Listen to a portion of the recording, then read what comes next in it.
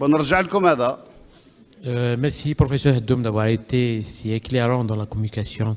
Donc, nous appelons le professeur Chiban, le professeur Adjoud et le professeur Heddoum à nous rejoindre pour entamer des débats. هيا مدام جردة مازال تخدمي شوية أكل. هاي بلاستيك. Alors, deux questions pour le professeur Adjoud. أيما العين ضربت. فيك العين.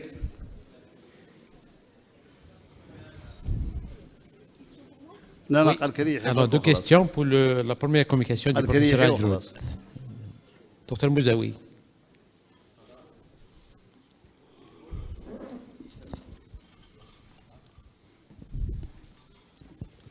Voilà. Merci professeur Adjoud pour vos efforts de FMC. On est ravis que vous êtes parmi nous. J'ai une question par rapport aux objectifs. C'est vrai, les objectifs pour la systolique, c'est clair. Mais déjà, il y a beaucoup de patients. Au départ, il y a, au diastolique, il a la rigidité artérielle, donc il est à 50 ou bien 60 ou bien voire moins. Comment on peut obtenir en même temps l'objectif au systolique sans faire baisser encore la diastolique? Des fois, il est à 160, 40, et les recommandations disent 140, moins de 100, plutôt 130, ou bien jusqu'à 140, et moins de, il ne faut pas baisser moins de 70. Et le départ, il est à 40. Mais je ne sais pas, c'est vrai, c'est là, on sait, c'est la rigidité, mais ça nous pose un problème. Merci professeur. C'est un problème qu'on rencontre tous. Il est vrai que tu le dis d'emblée en disant que c'est des causes très rares où on va trouver des diastoliques très basses. Après, quand on a une diastolique qui est très basse, il faut penser à autre chose et pas qu'à la compliance au niveau de la paroi artérielle. D'accord ? Il faut chercher autre chose, notamment une valvulopathie. Après, quand c'est généralement une atteinte de la compliance qui est là, c'est souvent des sujets âgés. Et donc, on a tendance à nous dire, attention, chez le sujet âgé, vous pouvez vous contenter du 150. Donc, il n'y a pas de thérapeutique qui va agir sur la systolique ou sur la diastolique. Les molécules qu'on a agissent et sur la systole et sur la diastole. À un moment donné, on avait tendance à dire que les diurétiques thiazidiques-like agissaient beaucoup plus sur les diastoles par rapport à la systole. Le résultat des courses, ce n'est pas une réalité. Donc, pas de molécules spécifiques pour la diastole ou pour la systole. On essaye de s'accommoder, on essaye de trouver une thérapeutique en monothérapie ou en bithérapie en fonction du malade qu'on a en face de soi pour essayer de baisser la systole. Et on sait très bien que, en général, le prédicteur des événements cardiovasculaires, au-delà de 50 ans, c'est beaucoup plus la systole et pas la diastole. En deçà de 50 ans, c'est beaucoup plus la diastole. Donc c'est pour ça qu'on a tendance à dire, bon, peut-être que chez les sujets âgés, si on arrive à 150, pour ne pas baisser davantage cette diastole, on va se contenter de cette valeur-là. Après, là encore, on dit peut-être qu'il y a des molécules. Monsieur Heddoum avait pas mal vanté les inhibiteurs calciques chez les patients en néphrologie. Là encore, quand on a une pulsée qui est très élargie, quand on a une variabilité qui est très importante, et cette variabilité, on va la chercher sur la mesure ambulatoire de la pression artérielle, ça laisse supposer qu'on a une paroi qui est très rigide. Et là aussi, on a tendance à dire, on va peut-être mettre des calciques. Les calciques vont peut-être essayer de baisser la pression systolique, ne pas trop baisser la pression diastolique, parce que ça va corriger un petit peu cette paroi artérielle qui reste rigide. Voilà ce que je peux dire. Docteur Lasseb. Oui, professeur Adjoud. Oui. Professeur, merci pour votre excellente présentation. Moi, justement, c'est pour les associations fixes. Par rapport à la monothérapie, il n'y a pas photo. C'est-à-dire, elle a toutes ses vertus et tout. Mais est-ce qu'il y a des situations où cette association fixe perd sa valeur? C'est-à-dire qu'il faut donner libre. Libre. Surtout, par exemple, l'apnée du sommeil. Donc, bien. Merci. Alors, d'abord, on vous dit d'emblée, 80% des malades ont besoin d'une bithérapie. D'accord? Donc, très souvent, on est sur la bithérapie, voire la trithérapie. Après, effectivement, si vous évoquez l'apnée du sommeil, souvent les malades qui font de l'apnée du sommeil ont des hypertensions sévères. Ils sont sur la voire la trithérapie.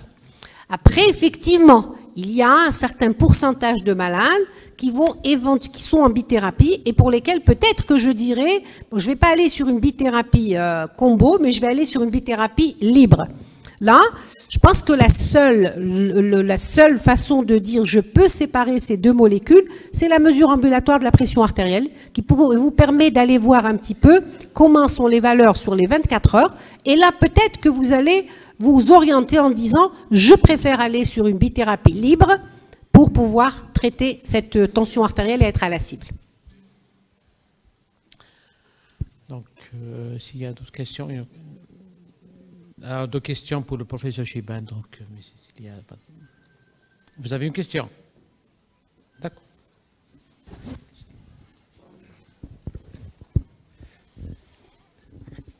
Comme je voulais poser une question au professeur Adjoud, maintenant c'est le professeur Chiban.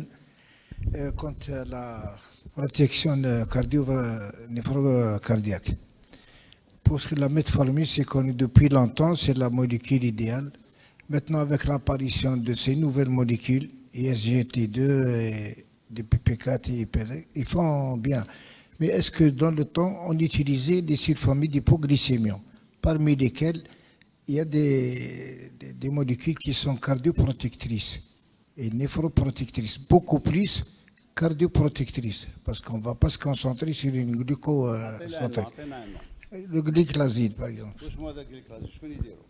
C'est pas le laboratoire, il parle d'ora. Alors, glyclaside, est-ce qu'il fait bien pour la néphroprotection et la cardioprotection?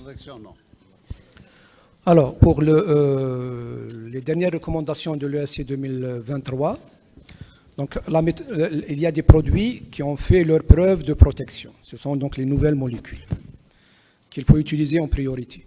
Dans un deuxième temps, utiliser les sulfamides, enfin, entre autres les sulfamides, c'est-à-dire les ADIO qui n'ont pas d'effet néfaste sur le cœur, qui ont prouvé qu'ils n'ont pas d'effet néfaste sur le devenir cardiovasculaire, mais ils n'ont pas de preuve de protection cardiovasculaire.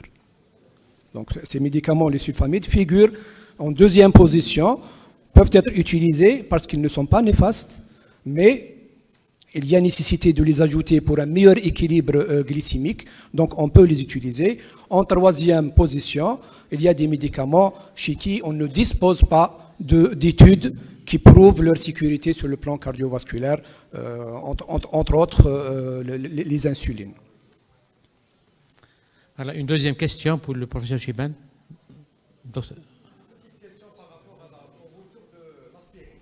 Oui.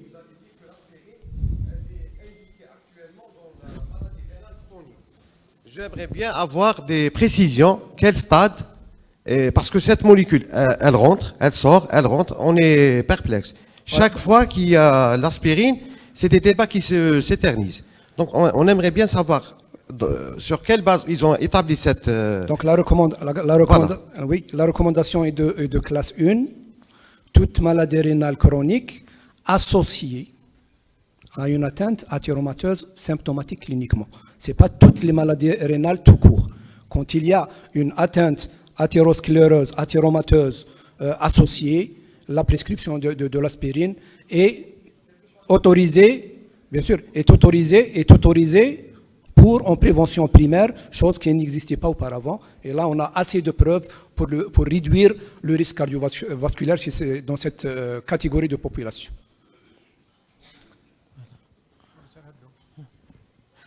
Deux questions pour le professeur Haddoum.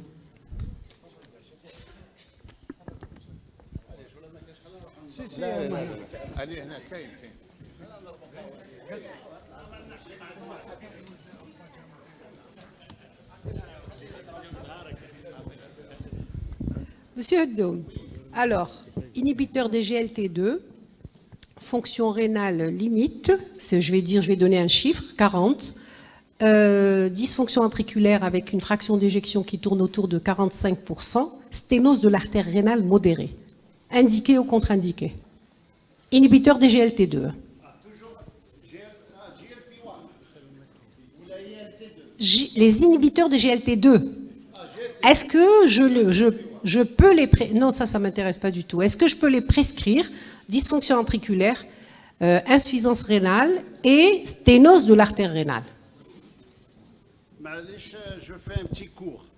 Allez, je fais un petit cours, petit rappel. Bon, oui, ils sont plus qu'indiqués. Et il n'y a pas de problème. Il n'y a aucun problème. Oui. Donc, je fais un petit rappel. À 20 millilitres, 40 millilitres, 50 millilitres. Quand quelqu'un, c'est un diabétologue, fait l'ISGLT2, c'est pour faire pisser du sucre. Bah, quand la clearance descend en dessous de 60, le DFG, et puis après en dessous de 30, l'effet t'as sucre, il baisse. Sûr. C'est tout. Donc, le diabétologue, il oublie de le prescrire. C'est un diabétologue, cardiologue, généraliste, interniste, néphrologue. Nous, même si l'effet glucorythmique disparaît parce que le DFG baisse, l'effet découvert lors d'études pour voir s'ils étaient bien tolérés, on ne sait pas comment, ça remodèle le cœur, ça stabilise la fonction rénale, ça retarde la dialyse.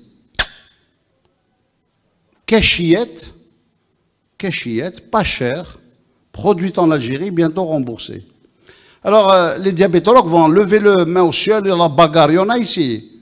Et gel de détail, c'est ma propriété privée, c'est moi qui le prescris. S'il n'y a pas de glucosurie, ça ne va pas. Si vous avez le temps cet après-midi, il y a quelqu'un qui va parler de ça, et j'espère qu'il va vous en parler. Qu'est-ce qu'on a découvert, si tu permets, puisque tu m'as donné la parole? C'est que ISGLT2 vient d'inaugurer une nouvelle ère des diurétiques, des natriurétiques pour être précis. Le sodium est réabsorbé dans le tube proximal, 85%. 15% beaucoup plus loin. Tous les diurétiques jusqu'avant l'ISGLT2, le kéchillette, c'était le tube distal. Hypokaliémie, hyperuricémie, hyperkaliémie pour certains, hyponatrémie.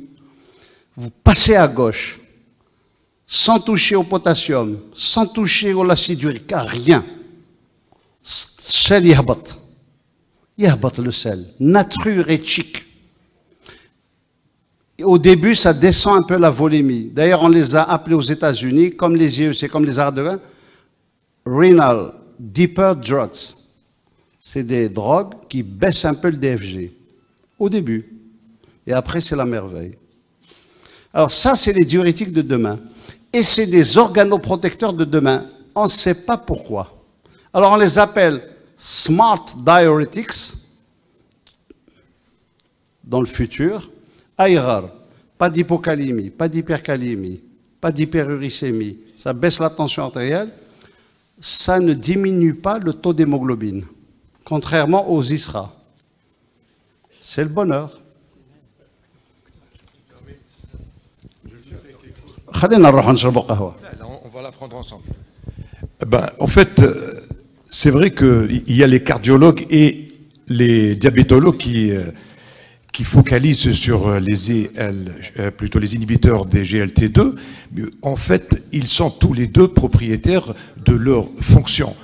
Sachant que les diabétologues ont besoin de ça parce qu'ils sont glucodiurétiques, les cardiologues ou les néphrologues parce qu'ils sont aussi natridiurétiques. Et si on revient à l'appellation, parce que moi j'ai essayé de décortiquer inhibiteur SGLT2, qu'est-ce que ça veut dire? Ça veut dire sodium, c'est ce qu'on appelle des cotransporteurs. Ils sont cotransporteurs du sodium et du glucose. Et donc, si on enlève les deux, le sodium, le glucose ne peut pas être transporté, en fait, parce que le sucre a besoin de sodium. On ne va pas rentrer dans la physiopathologie, mais il y a des explications, il y a beaucoup d'études qui prouvent que quelqu'un qui prend un régime hypersodé peut faire facilement monter sa glycémie. Et c'est pour ça qu'on est en train de revenir un petit peu sur la relation sodium-diabète et non plus uniquement glucose-diabète. Et c'est à partir de cette étude, d'ailleurs, il il y a une étude qui a été en fait mise à jour par à partir de la chirurgie bariatrique, qui a un petit peu éveillé les choses, parce que les personnes à qui on avait enlevé, ce qu'on appelle la sleeve, ont permis de réduire d'une manière considérable le profil diabétique ou diabétogène. Pourquoi? Parce qu'ils ont enlevé une source d'alimentation qui provenait des selles biliaires, etc., entre autres du sodium. Donc, on est tout à fait d'accord que les diabétologues et les cardiologues devraient justement parler le même langage, et les inhibiteurs de SGLT2 sont vraiment une molécule de grande valeur, et que tous les partenaires, donc, quand je viens de citer, sont gagnants, et le malade est autant gagnant dans l'affaire. Merci. Enfin, c'était juste une remarque pour faire l'analogie entre les deux spécialités. Voilà, je les réconcilie. Merci beaucoup. Vous avez un mot? Smahli, mais c'est le néphrologue qui est le chef d'orchestre là-dedans. Je ne fais un mot. Donc, on a 0 sur 20.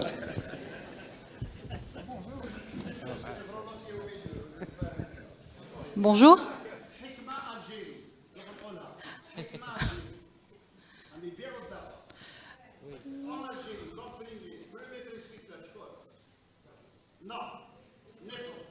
Si vous permettez, effectivement. Allez-y.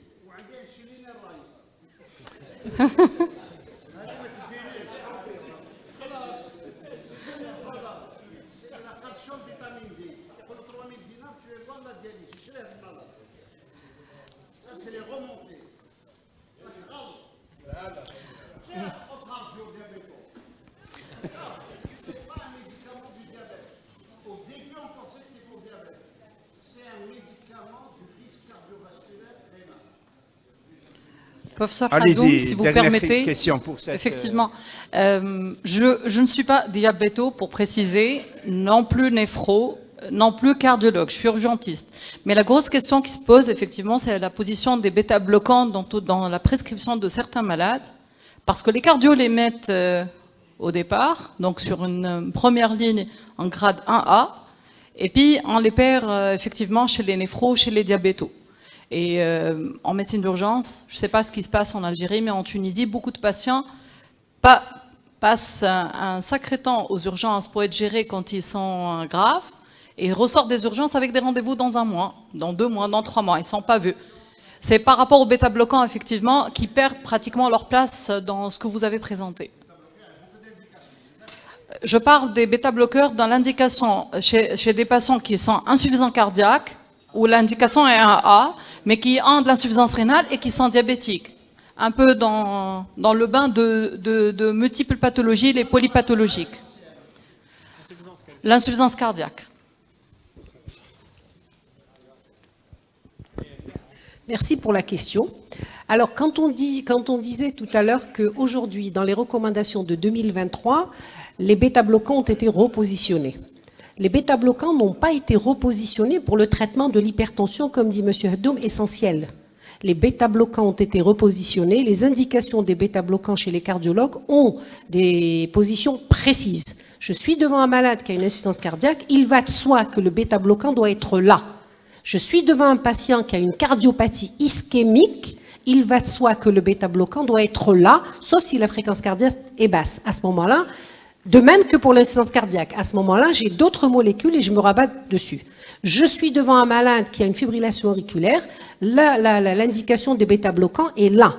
Donc, par contre, la prescription dans le cadre d'une hypertension artérielle essentielle ne trouve pas sa place. Si ce n'est chez des sujets jeunes, en général qui font de l'hypertension, et quand on essaye de faire une mesure ambulatoire de la pression artérielle, on va réaliser quoi?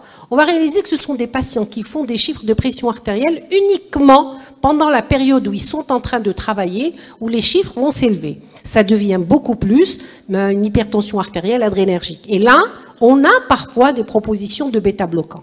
Mais les cardiologues, en général, quand l'indication du bêta-bloquant a été prouvée et que le malade a un bêta-bloquant, on ne le supprime jamais. Sauf si la contre-indication est là.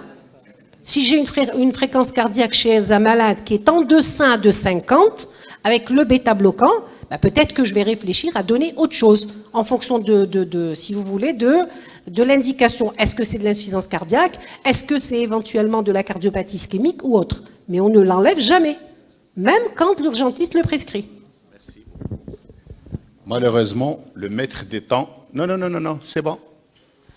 Je donne la parole au modérateur pour finir cette session. Donc, vous avez la parole. On a entamé cette première séance et on appelle les trois profs, professeur Ajroud, Chiban, professeur Chiban, professeur Hadoum. J'ai passé un bon moment. Bravo. Pour des présents à remettre.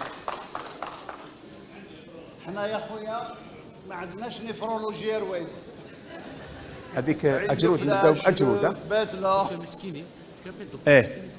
دكتور مسكيني شكون زوجة دكتور زيدان دكتور رجح مدلهم ليك مسكيني مسكيني voilà c'est pour remettre très bien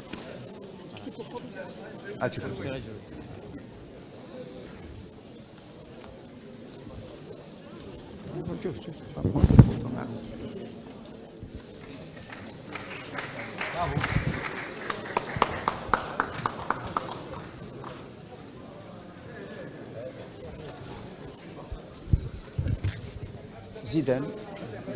Zidane. Merci.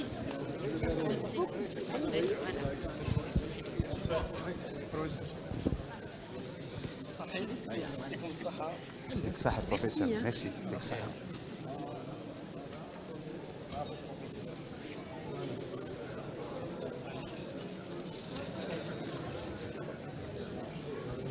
رجح الله يحفظك. Merci beaucoup. هدوم notre maître. Merci beaucoup. Je vous offre ce présent.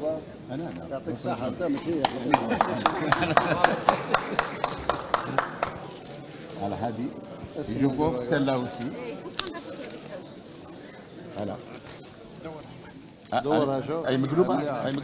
Oh, merci beaucoup. C'est bon. Allons-y. Wallah. Merci. Allons-y. Merci beaucoup. Après cette cérémonie, je demande à 9 membres de l'association ACMPC, 9 membres, sans moi, 9 membres. Docteur Zidane, Docteur Tahar, Belaïd, Docteur Ahmed, déjà là j'ai 5. Allez-y. Docteur Dhaba, Président, Mr. Président, sauf si tu veux déléguer quelqu'un. Roulam, 9.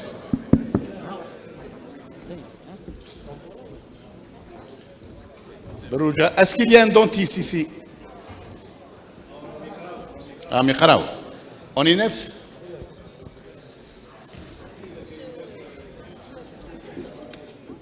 Non, c'est bon.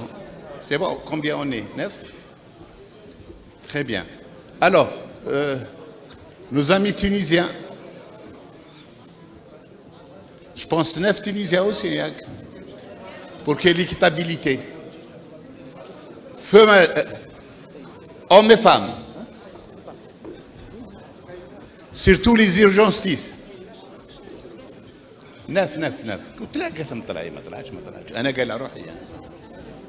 Les Tunisiens par là.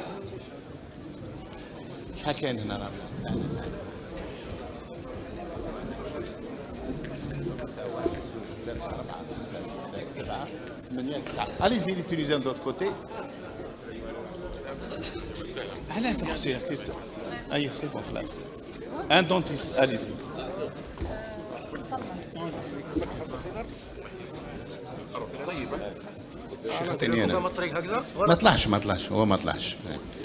Il y a 9. C'est bon? 1, 2, 3, 4, 5, 6, 7, 8, 9. Je sais calculer. Et les Tunisiennes et Tunisiens, 1, 2, 3, 4, 5, 6. Il manque. Zidouna chouïa. Alors, je donne la parole. Yassine ou Qais. Sinon, pour pallier, je me mets à côté des Tunisiens, moi. Allez-y. السلام عليكم. الوفد التونسي سعيد بتواجده في الجزائر شقيقة ولحضور هذا الملتقى العلمي الدولي اللي تنظمه الجمعية الخاصة بالأطباء الخواص في مدينة الشلف.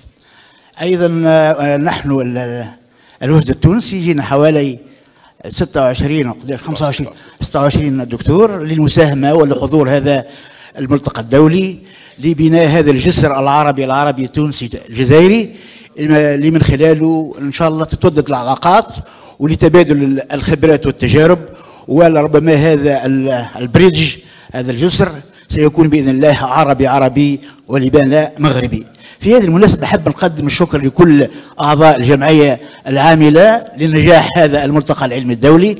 هذه الجمعية التي بلغت من العمر 25 سنة، إذا 25 عام تجربة، 25 سنة من النضال من أجل التكوين المستمر. اسمحوا لي باسمي وباسم كافة أعضاء الوفد التونسي باش نخدموا. وهي أنا إذا 46 ولاية من الجزائر، جينا أيضا من 15 ولاية حوالي من تونس الشقيقة. باسم الوفد نحب نكرموا هذه الجمعية ونزيدوا نتواصلوا في العمل المشترك بحول الله فيما بيننا. شكرا وبارك الله فيكم. حبيت تكون الدكتور خالد رخال.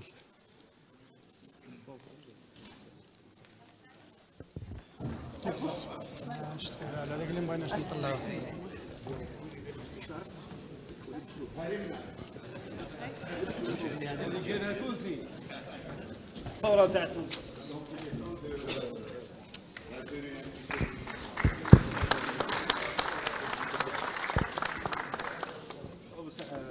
شكون شوية دربان.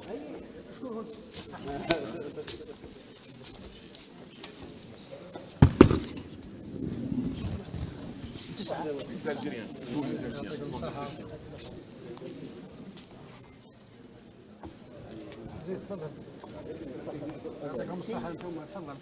شكرا على الدعوة.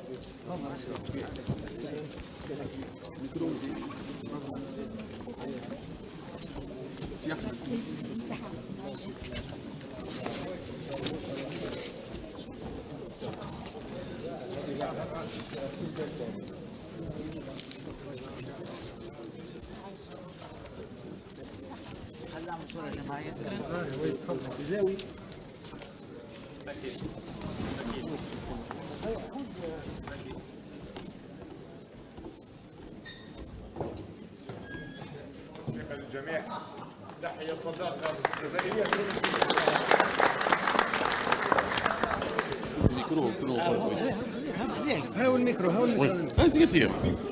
Bon, s'il vous plaît, avant de quitter, باش نتكلم بالعربية كما خويا المنجي. دونك باسمي وباسم جمعية أطباء العائلة بولاية صفاقس تونس، الوضع اللي احنا فيه غني عن الشكر، بارك الله فيكم، حسن التنظيم وحسن الاستقبال والتضامن فيما بينكم، هذا شيء يشرف ياسر. دونك احنا ساهمنا في الايام الطبيه هذه الدوليه بحصه صباحيه غدوه ان شاء الله اون بارتنيريا les TMU, Société Tunisienne Médecine d'Urgence. l'AMFS, l'Association des médecins de famille de Sfax et الجمعيه عملنا هذه اول مبادره معناتها فري بارتنيريا على مستوى الحضور وعلى مستوى البرنامج العلمي اللي هو يتمثل في 4 محاضرات في الطب الاستعجالي ودو سيونس ورشات تطبيقيه فيما يخص الليكوغرافي الفحص بالصدى، وهذا يشرفنا برشا. وان شاء الله نقول المبادره هذه ناجحه وما تكونش الاولى والاخيره، ان شاء الله تكون هذه بدايه ومازال ان شاء الله.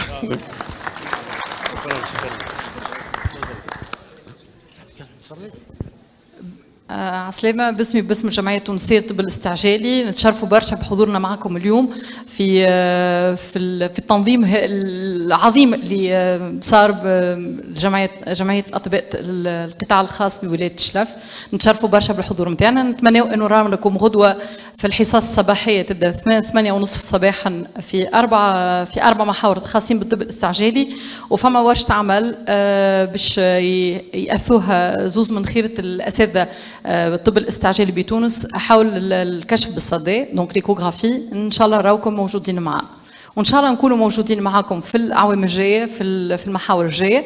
الجمعيه التونسيه للطب الاستعجالي Société tunisienne de médecine d'urgence organise tous les ans nous sommes à la 24 on est en train de préparer la 24e édition de notre congrès national. Ça se déroule entre le mois de mars mois d'avril في تونس. ان شاء الله نشرفوا اذا كان نشوفوكم من الضيوف الحاضرين معنا بعد شهر رمضان ان شاء الله. سامحوني بريفمون انا دكتور طرابلسي حبيت نشكر الجمعيه لحسن الاستقبال. جيتي اغريالمون سوربري باللاكوي شالورو لا ريشيس دو بروغرام سيانتيفيك.